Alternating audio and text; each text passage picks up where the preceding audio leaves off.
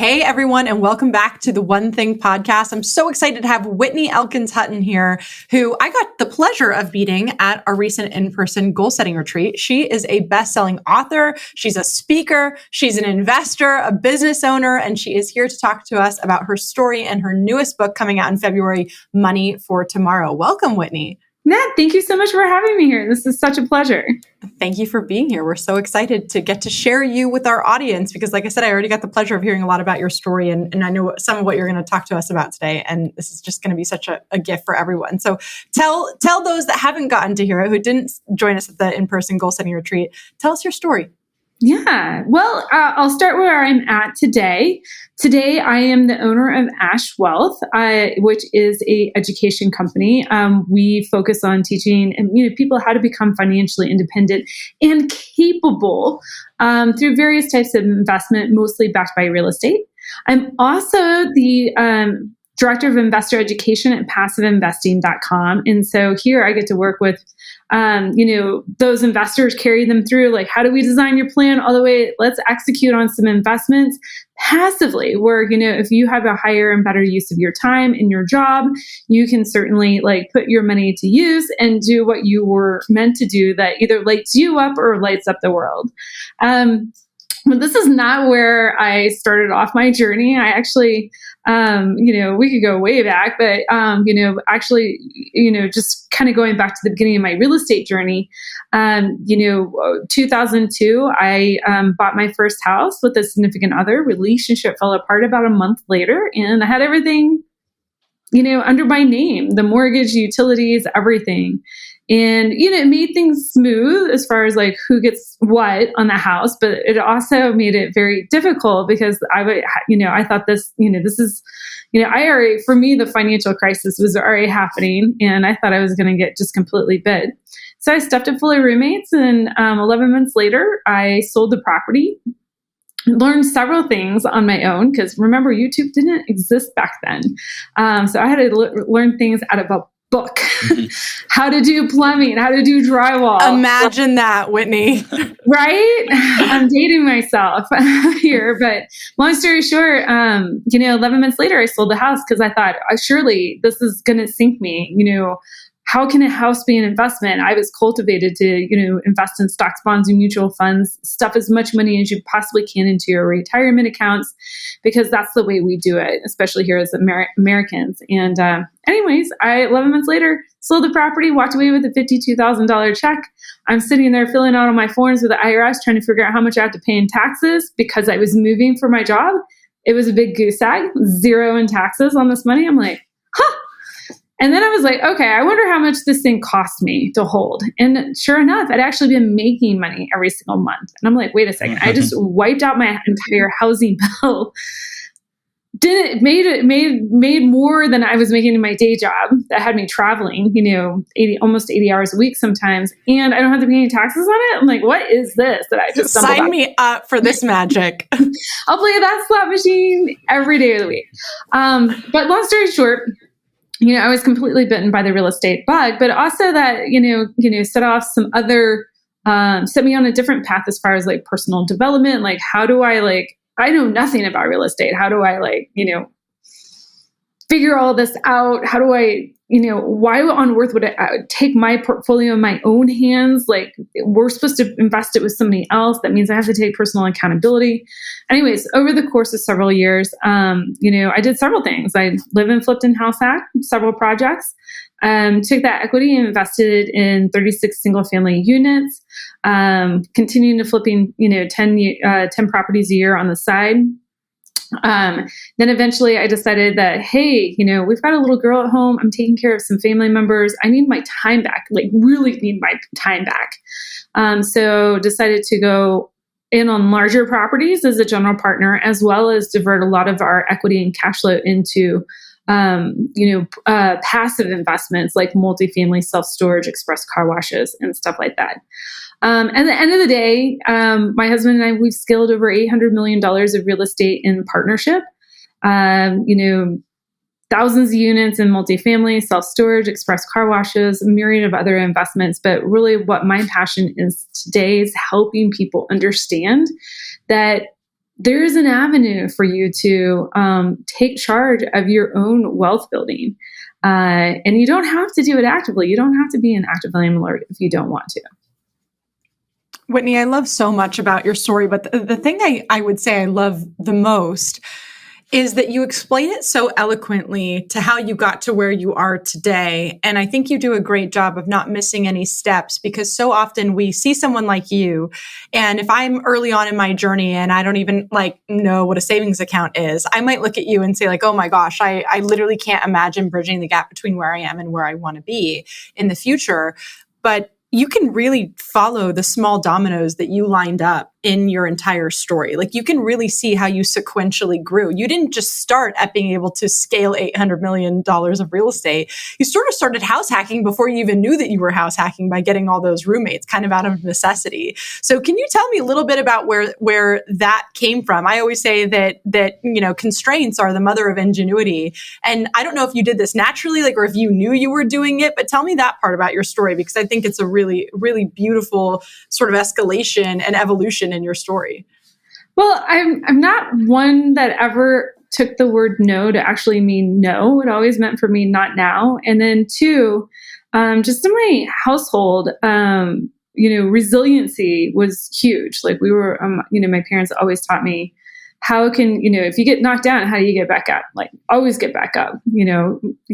This is not going to be the thing that knocks you down, right? Like there's a lesson to be learned here. And so I really, for lack of better words and a better answer, it was just kind of how I was, what was instilled in me, like as I grew up. Now, here's the thing: is a lot of people were like, "Those values weren't taught to me. Like, my parents didn't teach me that, or I didn't have parents. I grew up with another family member. Like, this is just not how my family ran." The thing is, these things, resiliency can be trained, and even if somebody is naturally resilient, they're constantly reminding themselves, butting up against obstacles, and every single time they hit an obstacle, they have to make a choice. Is this obstacle conspiring against me or conspiring for me? Like, am I supposed to take a lesson away from here? And so, that's, goes back to things that I always talk about. You have to cultivate the mindset. Just because some people might actually have it, it might be easier for them, but just because you're just like, man, I don't have that kind of mindset, don't write it off. That is something that can be cultivated and learned. Beyond the mindset, which makes perfect sense. You know how we approach goal setting. We ask people to gain some clarity first, to zoom out into the future. Like, what do you really want? What are your values? And let that inform how you begin to work and take action. Do you approach it the same way as people are getting clarity about their wealth journey? And how do you get them to move from maybe a place where they haven't taken any action to directionally knowing where they want to go? Yeah, absolutely. Well, so it starts with the question, what do you want? Right. And so I'm a big fan of the one thing, right?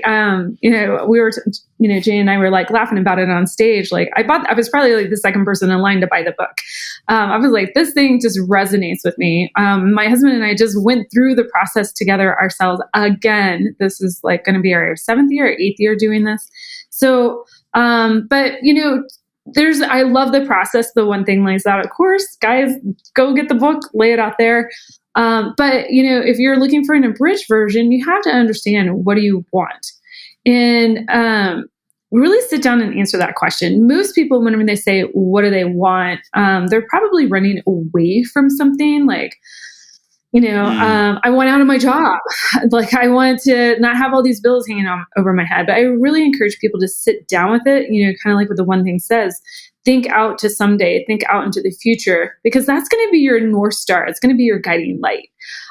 There is going to be that pain will keep you motivated on a day-to-day basis to continue to take action, but really getting clear of what you might be painting out in the future is what's going to keep you aligned with your decisions that you're making. Now, here's the thing. For somebody who's never flexed that muscle before, that what do you want? They might only be able to see like 1 year or 2 year or 3 years into the future, but asking them to go 5, 10, 15, 20 is going to be like deer in headlights.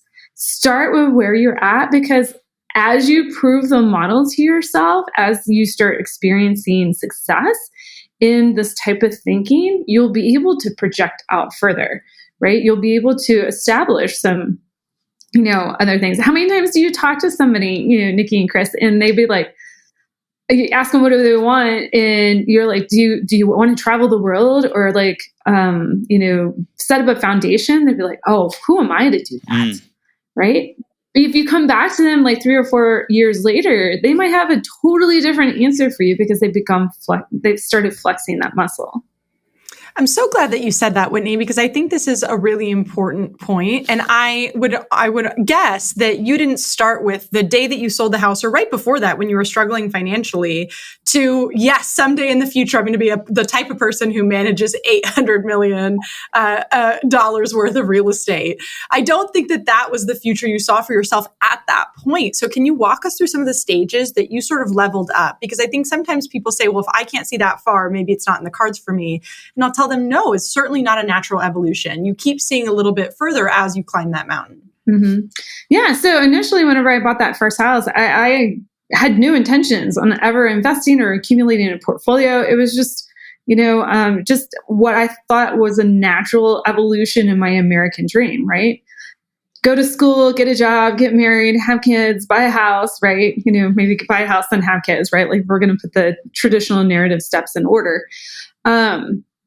So I didn't really see that. But after I got through that experience of that first property, I'm like, this is kind of cool. I wonder if I could do it again or if it was a fluke. Now, the second time actually did not go nearly as well.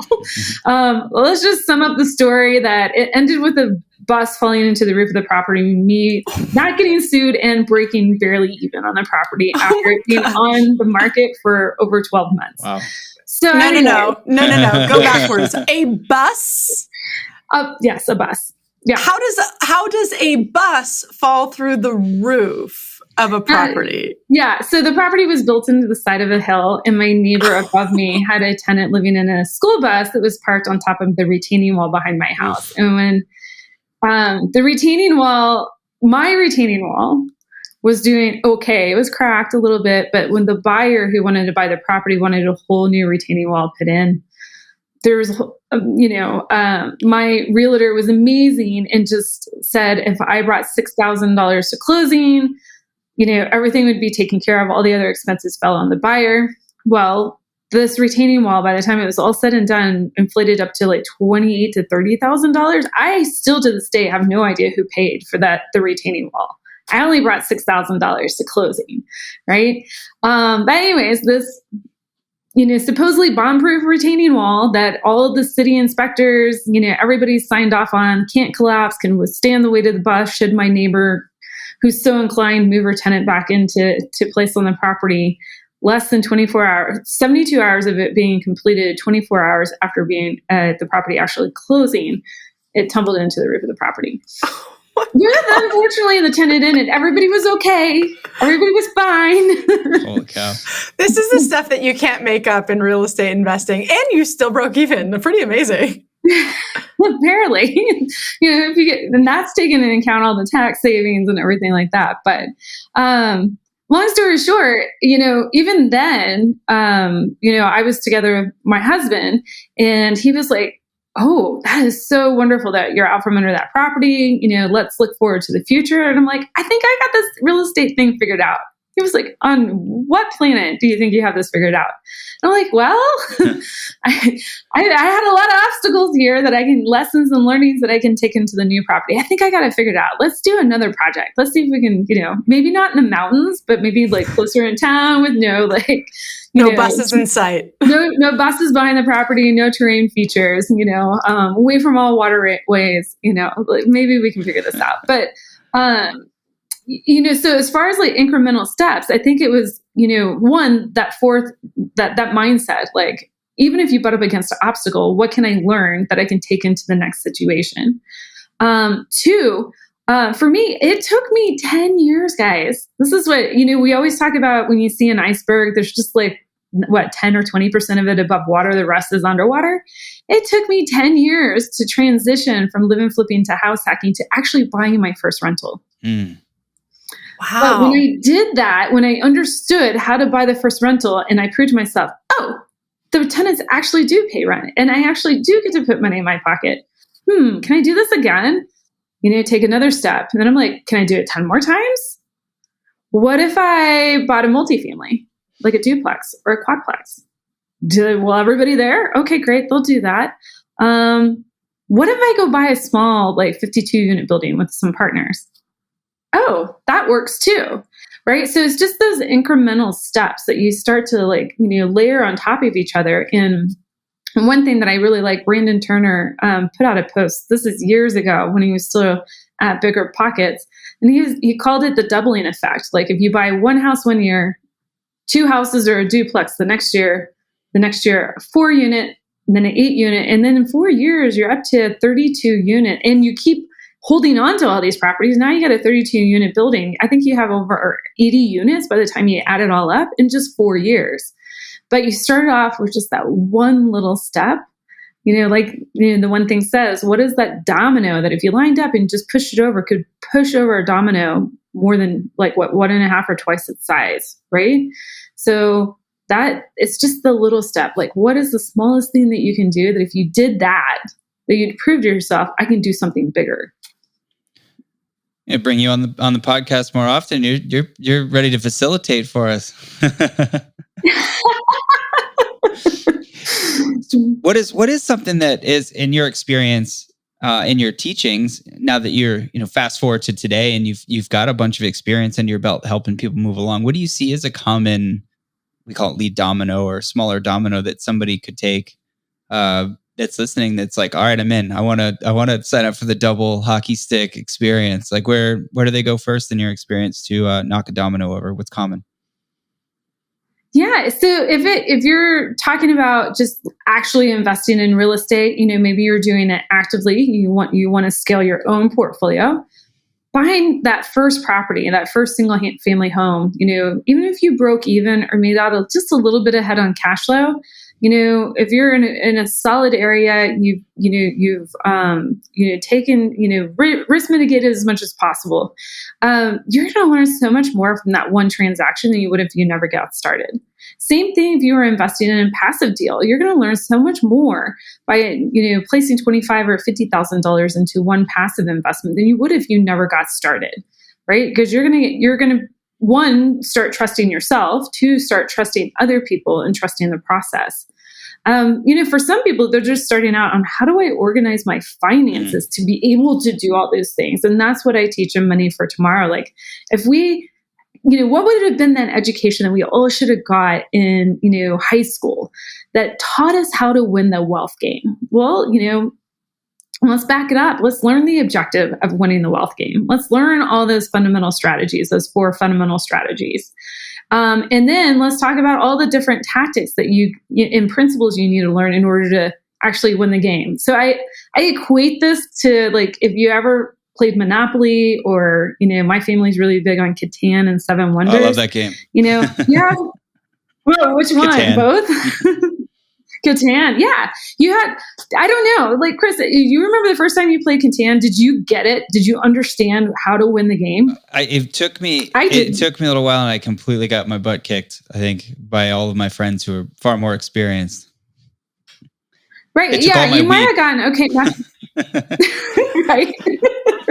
And that darn Robert, right?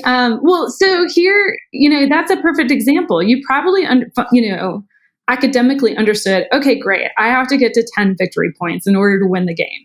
Okay, anybody here? In the game, you have to get to 10 victory points, you win, right? How you get there is entirely different, right?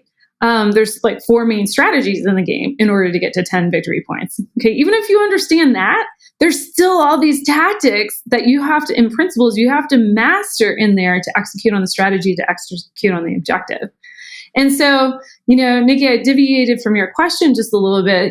What is like kind of the lead domino in this situation? It's putting yourself in an environment to where you can learn the objective, the strategy, and then the principles in order to win at finances. And that goes with finances, it goes with real estate, it goes with passive investing. You have to put yourself in that environment to actually know what it is. We can consume information all day long. We can consume all the podcasts, read all the articles, but we're actually in the environment to where somebody has handed us a blueprint and we can shortcut our path. That's what's going to get you moving faster.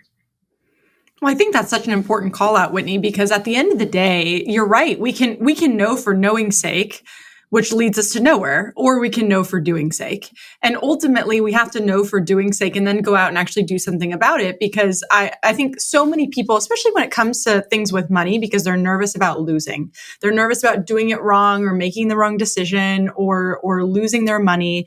And so they'll try to come up with the perfect plan, and they might research their flip to death and never do it because they're trying to come up with the perfect way and know all the variables, to which I'll often say, you quite simply can't. You like, Chris and I always say, everybody's got a plan until they get punched in the face, the Mike Tyson quote. But now for you, like you're new, I'm going to make you a shirt, Whitney, that's everybody's got a plan until a bus falls through the roof of their house.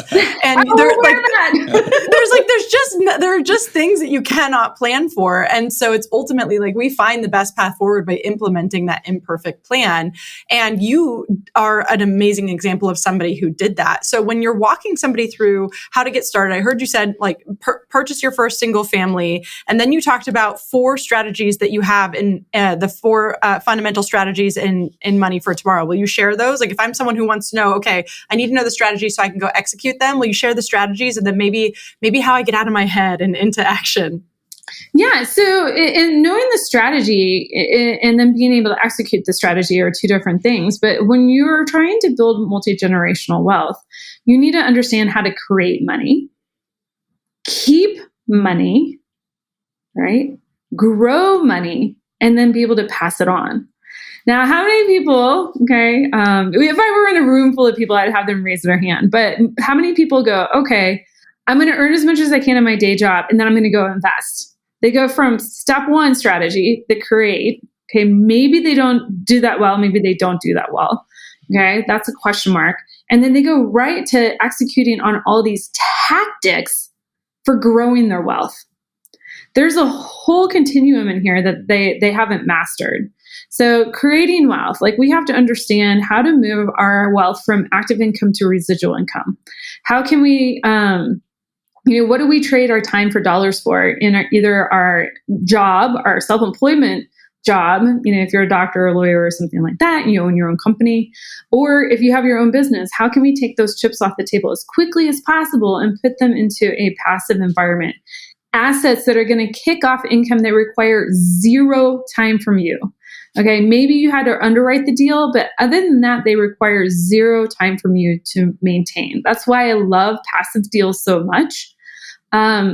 Active real estate, like the fix and flipping and you being a single family landlord or even small multifamily landlord, you're kind of in that hybrid. Like you're creating money, a little bit of residual, but you're passive with your income, but you're not passive with your time.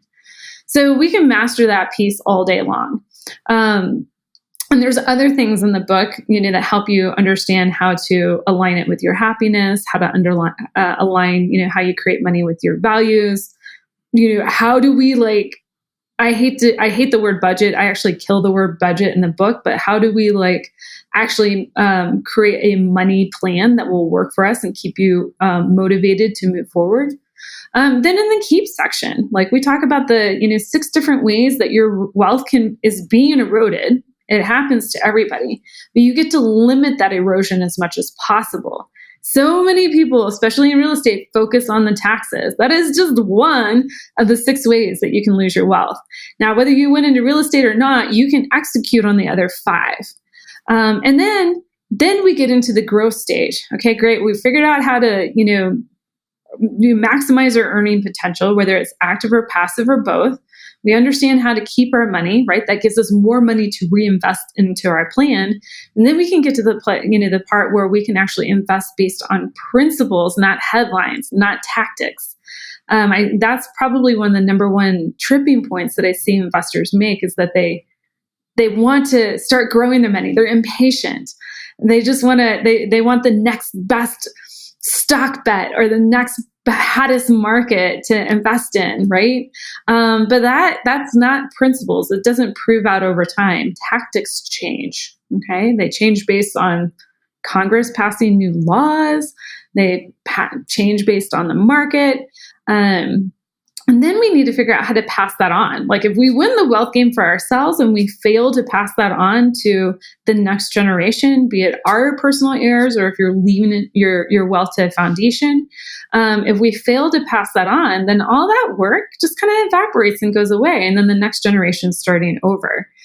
So then I, go through some tangible tactics, 3-step process on how to fundamentally pass that wealth on to where your heirs aren't going shirt sleeves to shirt sleeves, in 3 generations. That's kind of like the a well-known Chinese quote that people, families tend to lose their wealth inside 3 generations. Mm. You said something at the event that I thought was interesting when you talked about passive income, and stop me if this is something that makes more sense to talk about later. But you said there's passive income and then there's passive income. And I think maybe for somebody listening that there's a distinction there that's important when you think about what you may have in your mind as passive income. Yeah. So, perfect, point. What we do here at passiveinvesting.com, we help people invest in passive income. Now, that's not a marketing term you're going to see anywhere in any of our offering memorandums or on our website. But what does that mean? Well, so how you earn your income can be deemed earned income or unearned income. Okay, we call that unearned income passive income. Here's the thing. You have a house and you have a renter in it. That's considered unearned income. Okay, so it gets taxed differently. Now, if you're property managing that house, you're getting all the calls, you're for one, sourcing the deal, getting the lending on the deal, you're placing the tenant, you're managing, everything about the tenant, you're doing all the repairs. And then when you go to sell, you're having to figure out how to sell, when to sell, all of that. That doesn't sound very passive with your time, right? But you got passive income off of that from the IRS. Okay, so that's fantastic. I call that kind of a leveraged approach, but how can we truly be passive, not only with our income status with the IRS, but also with our time? And that is, maybe you start scaling a large company, right? And you yourself, that company can run without you for a year or longer. That's passive income. Maybe you scale a real estate portfolio that's sizable enough that you can hire a COO underneath you. And again, you can step out, you can go travel the world, you can do whatever you're going to do. That's passive income. It doesn't require your time. Or in the case of what we help people do is invest in, what we call group investing or syndicated investments, to where you do your due diligence to make sure that investment, the operator is sound, the market's sound, and the investment's a sound investment for your portfolio, but you're hands off for the whole rest of the hold period. That's passive income. Whitney, when did you make this evolution? Because I think this is a really important point. So many people, to your point, there's passive income that looks a whole lot like another job. And I see a lot of people in their wealth building journey get stuck here, where we all signed up to get passive income. And then we look up and say, this feels a lot like more work for me. And this is not free. And when did you make this distinction of, I'm working really hard for all of this passive income? I have to imagine you had a moment there where you wanted to get to the next level, which is, how do I create now passive? Well, I had a moment and then I made a wrong turn. But that's the thing. That's the beautiful thing about decisions is it's most important to make a decision and take action. Rarely is there not an opportunity for you to unwind that decision and make a different decision, right? Hopefully that makes sense to people. So I'll illustrate it with a story. We had 36 single family properties in our portfolio. We were doing about 10 flips a year. And I had a couple of property managers. I had a construction manager. I had a team, but I was still managing the team. So technically I owned the LLC. I was technically a business owner, but guys, I was self-employed. If I took a vacation, there was nobody else that was going to step into the role. Well, my husband had a major mountain biking accident, broke his neck. A couple weeks later, we found out that my mom had passed away. And so it was like wham, wham. And I'm like, I was originally going to be out just like 3 or 4 weeks to take care of my husband. No big deal. My property manager can kind of keep things afloat. When we found out my mom passed away, I had a whole other cans of worms to deal with her estate. It was in shambles. And so I was like, I'm going to be out for months. And so I had to figure out really quickly how to level up my team to where I could step out and they could take over, manning the process. Now, it worked, but it was out of necessity. So long story short, at the same time, when I come back from this experience, I'm like, okay, single family houses, I think I need to level up into larger deals. I need to go in general partnership. Okay. These 36, they're kind of annoying. Maybe I just get one big building. Well, how do I do that? So do I do it actively? Do I do it passively? Again, I fell in the same trap. I was like, I'm going to take the bet on myself, because surely going in partnership on a building is going to be easier than owning 36 by yourself. Not necessarily, guys. So went into partnership. It was an amazing experience. I learned so much from that experience. But at the end of the day, what I thought was going to be a nice leveling up, freeing up of my time, ended up to be one of the, put me right back in the same position where I was burning the candle at both ends and 5 times in the middle. And that's when I was like, okay, COVID hit. I was like, time out. I need to be at largely passive holdings because I need my time. That was what was important to me. For me, I have a young child at home. She's not so young anymore. She's almost a teenager, but I need to be here. I need to be with her. I need to be focused on our own investments. And so really it was by trial by fire. That's how kind of I learned that process. And Whitney, now you talked about earlier, your passion is really helping other people understand their money, how to build wealth, how to grow this. How did that evolve? Because you went from, I'm sort of feeling like I've got this whole job and I'm imploding. And then you went to, I'm going to just sort of focus on figuring this out for myself. And then you expanded to, now I'm going to figure this out for other people. What was that evolution for you? Yeah. So I did a podcast several years ago, actually one of my first podcasts with Bigger Pockets. And then all of a sudden I had all these people reaching out to me. And I was like, okay, I'm just and this is right about the time that I found the book, The One Thing, because I had a hard time saying no. I wanted to be so helpful, with people. I was like, of course, I want you to have the same thing that I have. Like, there's plenty to go around. Let me teach you how to do it. And that was a really hard lesson learned for me on how to, one, scale a coaching practice, a mentoring practice, and keep my boundaries and keep my time. And that's where, it didn't take me long. It took me about, 2.5, 3 months to be like, ooh, and now I got myself a third job. I didn't sign up for this. And so, but I want to, help people. How can I figure out a way that remain true to me and what my needs are to be able to leverage my time, but also at the same time, honor what people need, and which is to learn this. There's tons of information out there, but the system, is not easily laid out for people. And I know this because it took me years to figure out the system that I teach in Money for Tomorrow book.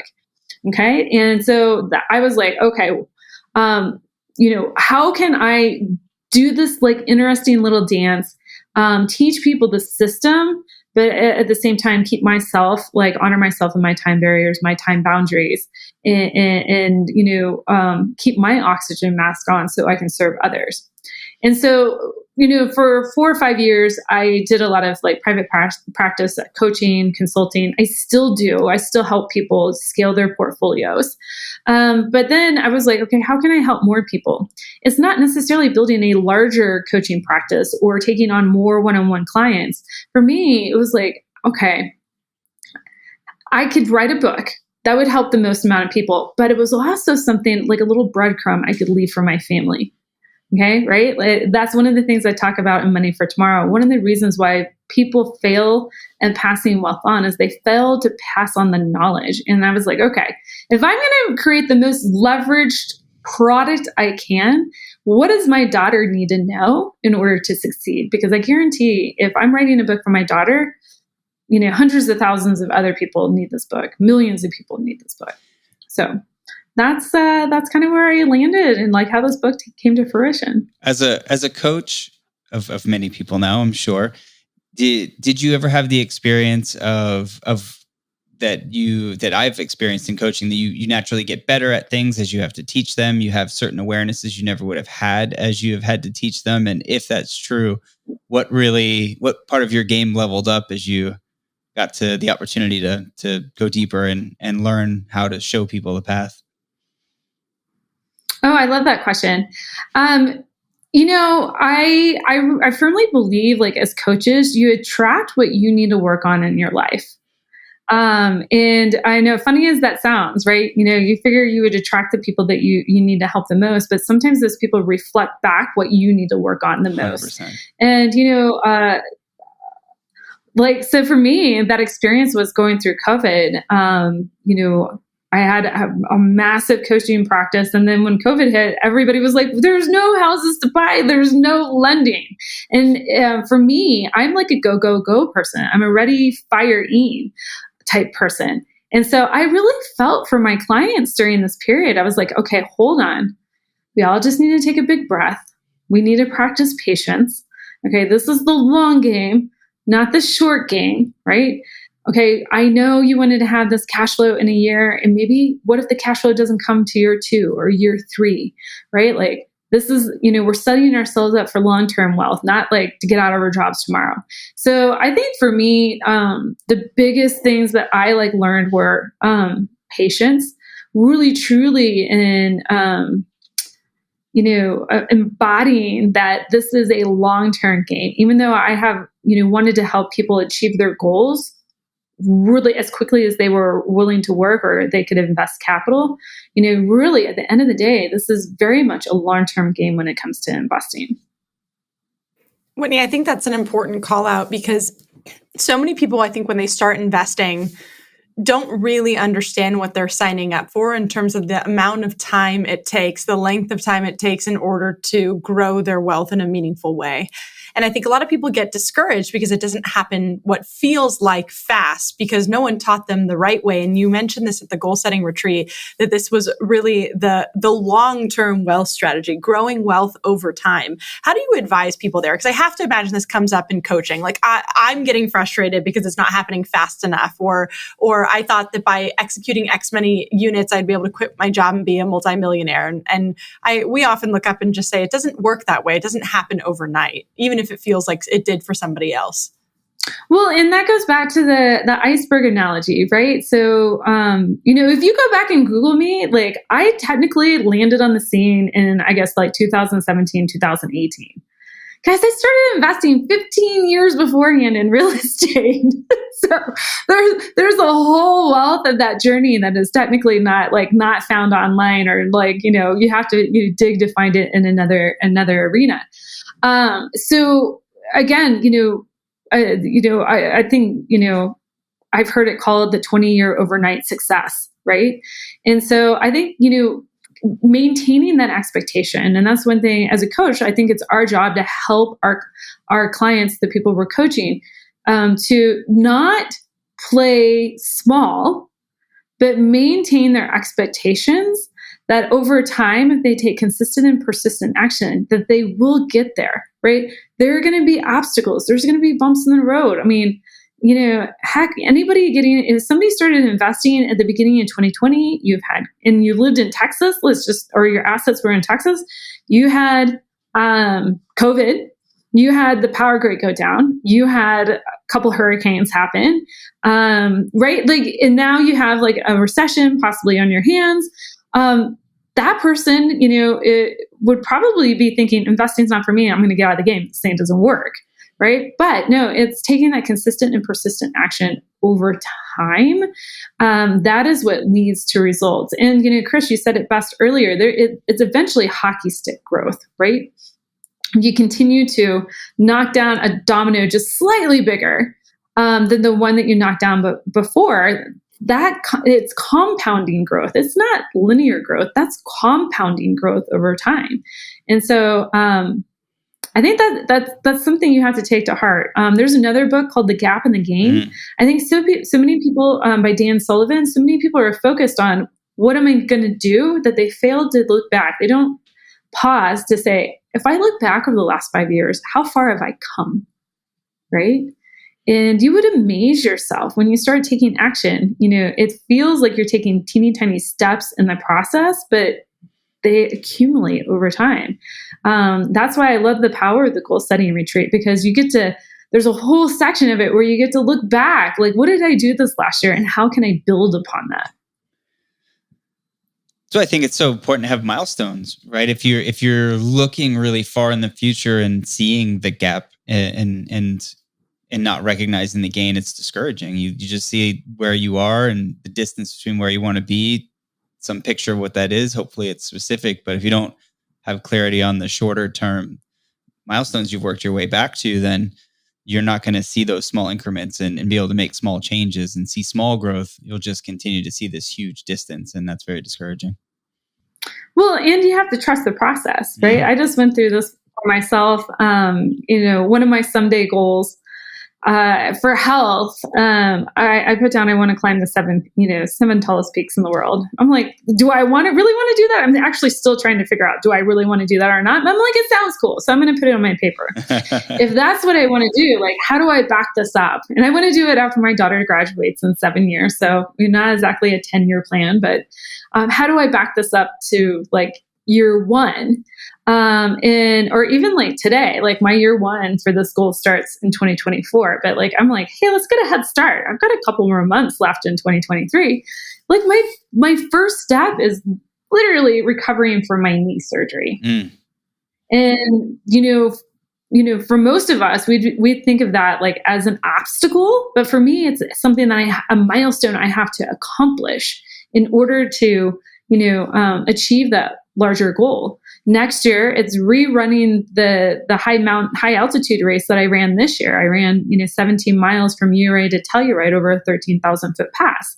And nice no work. Small feat, guys, but it was beautiful, beautiful run. Loved every second of it, but I didn't really race it because my knee was hurting. I'm like, okay, next year I'm actually going to race it. Okay. Now that's only going up over a 13,000 foot pass. How am I going to do 7 peaks in like 1 year? Right? I just have to trust the process. But that little milestone, again, I'm going to call it a little domino in the grand scheme of things. For some people, they might be like, Whitney, you're crazy. I need to like run do a mile walk around the block. But that for me, that's a small domino. And each year I get to build on top of that. It's a great point, though, Whitney, because what you're saying is that everyone's domino is different. And whatever small is to you might not be small enough for someone else. It's where you are at in your journey. And now that you told me this, I'm totally going to recruit you to do the Everest Challenge with me next year. So 29er? Yeah, I'm down. All right, I'll send you the info. At the end of this podcast, Whitney, I wish we could keep you here all day because I want to pick your brain on even more tactics. And I'm going to encourage everyone to go and get the book. But at the end of this podcast, we always ask, what's the one thing? Someone's listening to this and you could leave them with one piece of advice, one tactic, one tool. What's the one thing you would want them to take away? Imperfect action. Take action, even if it's scary or imperfect. When you get down to that one thing, just take action because you can always change the action you take or the outcome of that action. Well said. People want to check out the book or check out passive investing or your school. Like, where can they find you? Yeah, you can find passive investing. You can register at passiveinvestingwithwhitney.com. I've got some free goodies there for everybody. Ebook on passive investing made simple. You can get access to my calendar where we can talk all things passive real estate and some other educational materials. And if you're interested in more one-on-one help or in the book Money for Tomorrow, we'll put the link to the book in the show notes. So that'll probably be the easiest place. It's getbiggerpockets.com/Whitney. That'll be available February 22nd. And you can also reach out to me on ashwealth.com if you're looking for more one-on-one help. And that's ashwealth.com. All right. Thank you so much for being here with us today. This was awesome. We appreciate you so much. Yeah, thank you. This has been amazing. Thanks, Whitney.